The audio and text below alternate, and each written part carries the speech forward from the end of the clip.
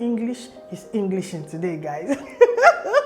Hi guys, welcome back to my channel. My name is Yetunde, aka YBA. Long time no sit down video. Today I'm going to be answering all the questions I've been getting in my DMs about moving to Abidjan, living here, and generally just, the things you need to know before you relocate here. I really have missed just sitting down in my corner, looking into the camera and giving you all the gist. So let's get straight into it because there's a lot to talk about.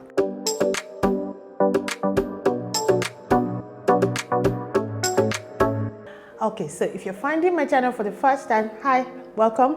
Yetunde, call me YBA because that's what all the OGs call me. Nigerian, recently moved to Abidjan in Cote d'Ivoire, and so I make content about my life here, experiences here, what to expect, just stuff like that. Basically sharing what my journey has looks like.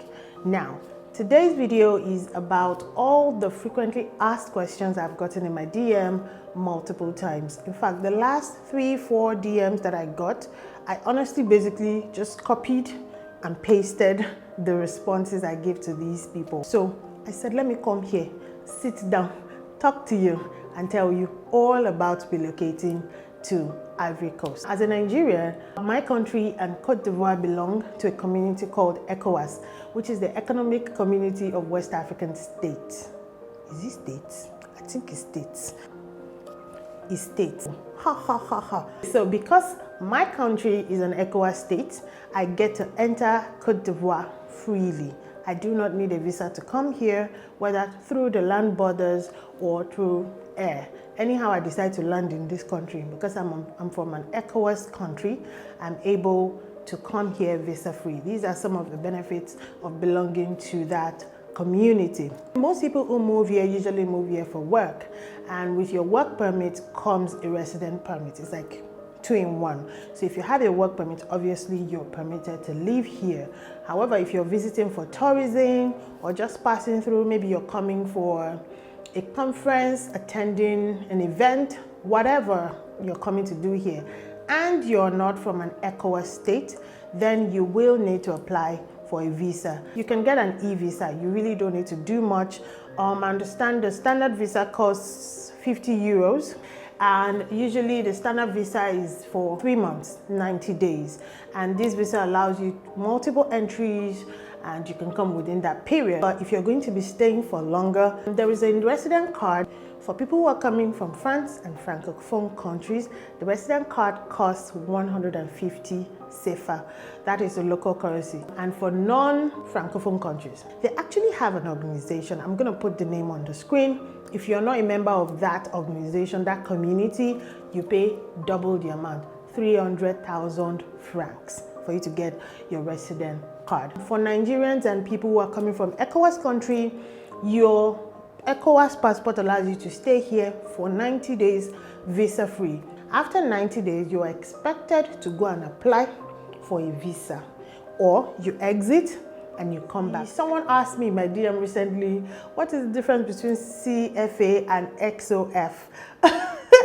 I'm laughing because I have a friend here who says, Yetunde, why do you call the currency ZOF? When I was moving here, it's XOF. Like when you're writing it, they usually write it XOF. So I was calling it ZOF, like, XOF, ZOF. But it's actually CFA.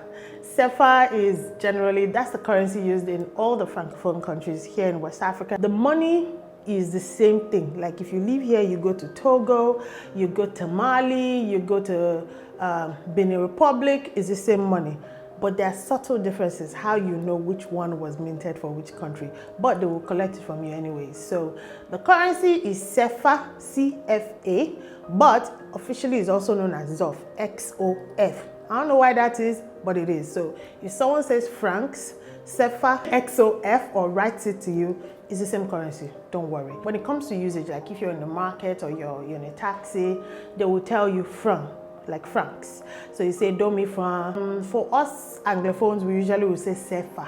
If you say CFA out here, when you're here, nobody is gonna bother you, but usually when you're speaking, there's something about when it comes to language, speaking and writing, when you're speaking, you say francs. So that's that about currency. I think I've talked about this a little bit in a video I made about finding schools here. I'm going to link that video somewhere up here. When we were moving here, we used a relocation service, and this company was honestly responsible for a lot. They really gave us what I would call soft landing. However, not everyone is able to maybe afford one or even wants to use one. Everything depends on why you're coming here and where you're coming from and what you really want your experience to look like. So if you want to use a relocation service, I can only recommend the one that I used, and they're amazing, and it is In Touch Relocations. I'm going to put their website down here or up here somewhere. You can contact them, and if you contact me personally with the permission of the agent, our own account officer who handled our relocation, I believe I should be able to share his phone number with you. I gave this advice in that video I was talking about. I'm going to give it again. Even when you use a relocation service, if you don't live too far away, and by too far away I mean you're not going to fly for like 15 hours or 2 days to come here and you want to move here, I honestly really recommend a scouting trip. Most people that I've met who are coming here of their own volition took a scouting trip. I took a scouting trip. Taking a scouting trip, coming here just for a few weeks, like a holiday, and to look around helps to put things in perspective. So if you're going to come here and you're not really sure, definitely recommend a scouting trip. Like, if you can, you should come. If you're from West Africa, take a scouting trip. Come here, come and see with your own two eyes, what things look like on the ground. It can help you make certain decisions. It can also help you prepare better. Definitely will help you prepare better. My scouting trip, fabulous. It was such a great idea. So I would definitely recommend that. I always get this question a lot. Yetunde, how much is rent in Abidjan? Now, this is a question, honestly, I do not believe I can answer. And the reason is because anywhere in the world, rent is subjective. It depends on the size, the area, the type of building, the type of apartment you're looking for, the amenities available in said apartment, and so on and so forth. But I will tell you this, rent in Abidjan, in my opinion, is expensive. Compared to Lagos State, where I'm coming from in Nigeria, yeah, rent is more expensive here. Another thing that if you're coming, for instance, for like Nigeria, that you might not be used to, is rent here is paid monthly. Unlike, back home, we pay yearly. We pay for a year, sometimes 2 years. But generally, we pay yearly back home. And even when you want to renew your rent, you pay for a whole year. Here, rent is paid monthly. When you find an apartment, most of the time, except for a few cases, most of the time, you pay a 2-month rent deposit. You also pay a 2-month caution fee. It's like a security deposit. So, which comes to 2 months of your rent, and you pay 1 month as agency fee to whatever estate agent helped you to secure the place. So if you're looking at houses online, I'm going to put links down where you can find homes to look at, just to have an idea of what am I looking for and what price point. Please just make sure that whatever rent you're planning, you have 5 months rent. That is what you will need to collect your keys, to sign a contract, just to start. So, and that 5 months rent, like I said, let me break it down. 2 months for deposit, security deposit, 2 months for an advance payment of your first 2 months rent, and 1 month for the person, the agency or the agent, the estate agent who helped you to secure the place. The 2 months caution fee, it is said that you can get it back. It's a security deposit. The practice here is whatever state you meet the apartment or villa or whatever flat that you're moving into, you have to put the house in that exact state before you move out. So your caution fee is for just in case you don't. Under rent, I'm going to talk about 2 things, electricity and water bill. When you take up a lease of a home or rent an apartment, you have to go and open up a contract with the electricity holding company. I don't know how to say the name in French, I'm sorry. And you have to go to the to the water metering company as well. The bill is changed to your name from the previous owner or whoever was renting that space, so that all your utility bills will come in your name. Now, to sign this contract, you usually would need a good amount of money. So aside your 5 months rent, get ready that you're going to sign contract for your electricity and you're going to sign a contract for your water situation. The good thing about the electricity and the water though is the bill comes like every 2 months, so you don't pay that one monthly. Sometimes I've had 3 months. The first 3 months we moved here, we didn't see a bill. We actually had to go and ask them like, where is our bill? Because we were worried that they were going to cut us off. So yeah, 2 months, 3 months, you get your bill and then you make your payment. Now let me talk about something else that people keep asking me: how to find a job in Cote d'Ivoire. Guys, I don't have a job in Cote d'Ivoire. This is my job. This and, just a bunch of other things. This is my job. I'm also looking for a job in Cote d'Ivoire. And most people who move here because of jobs, they already got the jobs before coming here. Now, can you get a job if you don't have a job if you move here? I believe you can. Very, very well. As a matter of fact, I belong to a group. I'm going to post a Facebook group that I'm on where they post job openings. The only snag for if you don't have a job before you move here is that if you're not someone who speaks French, it can be a bit difficult. Not a bit, it's quite difficult to get a job, because most jobs who are even looking for English speakers, they want you to be bilingual. So you have to be able to speak both French and English. So that is the, so yeah, for jobs, all I did was I set my alert on LinkedIn to jobs in Abidjan. And so that when the jobs, I'm going to get alerts and I look at them. The first job I applied for, they didn't write that I must speak French. So I was so excited, only for them to write me back that I do not speak French. So yeah, they asked me what my fluency level was: basic, intermediate, or advanced. And even the basic, as at that time, it was not basic. I told them, no, I do not speak French. They're like, oh, we're going to need you to be able to speak at least intermediate level French. So yeah, you need French to be able to work here for the most part. But can you get a job without having that? Yes, you can. Now, let's talk about driving here. One of the things our relocation service people did for us was to give us a guideline as to how we're going to be able to drive here. To move here, you will need, if you're already driving in your previous country, you have a license. You just need to get an additional license. It's called an international driver's license. Now, that international driver's license is usually valid for just a year. And you should be able to use it together with your country's driver's license to drive for 3 to 6 months. I say 3 to 6 months, even though the international license is for a year, because standard visa is 90 days, which is 3 months. So if you have a 3-month visa, definitely you can't drive longer than 3 months. And by the way, if the police stops you, they always ask for your passports to see when you entered. Now, if after 3 to 6 months, you're like me, you're going to be living here for a while, what you need to do to get an Ivorian driver's license is, first of all, you will need to go to your embassy. And when you go to your embassy or your consulate office, whatever is present here, they will do something called authentication and translation of your driver's license. You go to your embassy, you get this document where they will authenticate and translate your license, and you do something called a conversion of your driver's license. So you go to the authority here that issues driver's license, and with that they will issue you an Ivorian driver's license. However, if you were not driving before you came here, you want to start driving for the first time, you're going to have to first of all apply to a government approved driving school. There are a bunch of them. Again, I'm going to leave a list. You go to these places, you apply, you learn how to drive.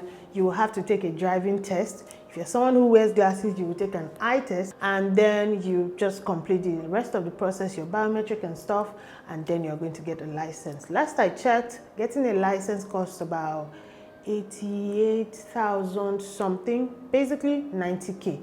Have 90K to get your driver's license. There's a new policy called a points-based driver's license that was just passed, and it took effect 1st of March.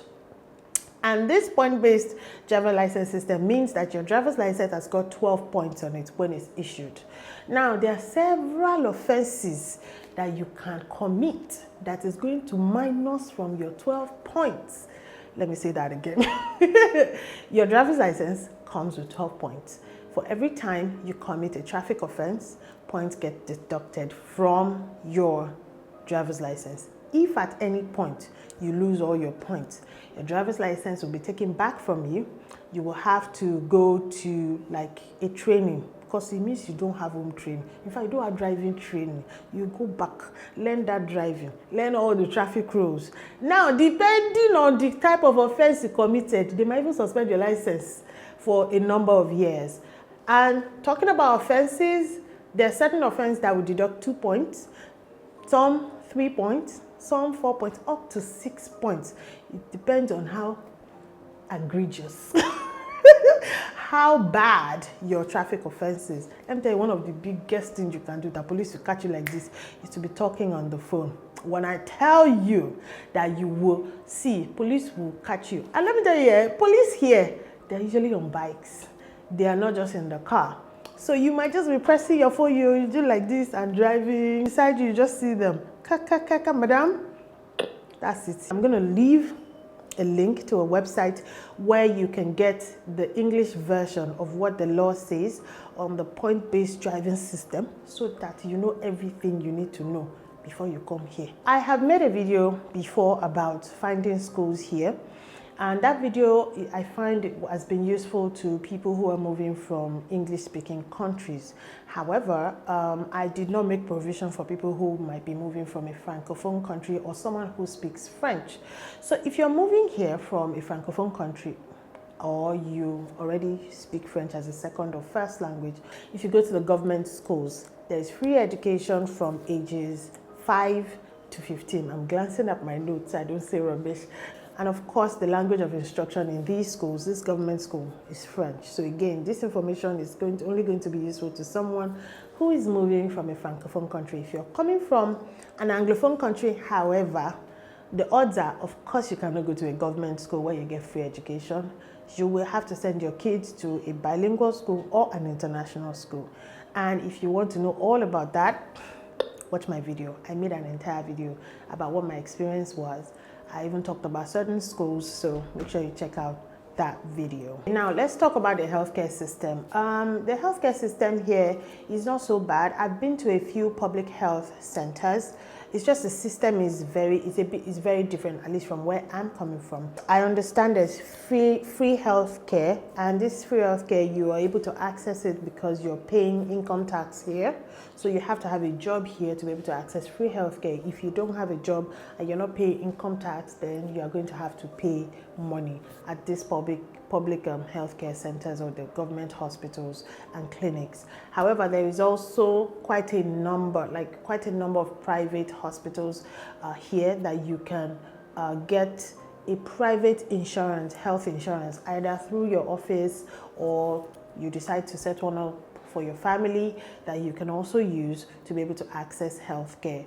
It's not America, it's not Europe. The healthcare system is not as advanced, but it is enough that you can get by and you can get everything you need for the most part. Now, let's talk about transportation. Here in Abidjan, where I live, there is there's public transport, the buses, they call them the woro-woros,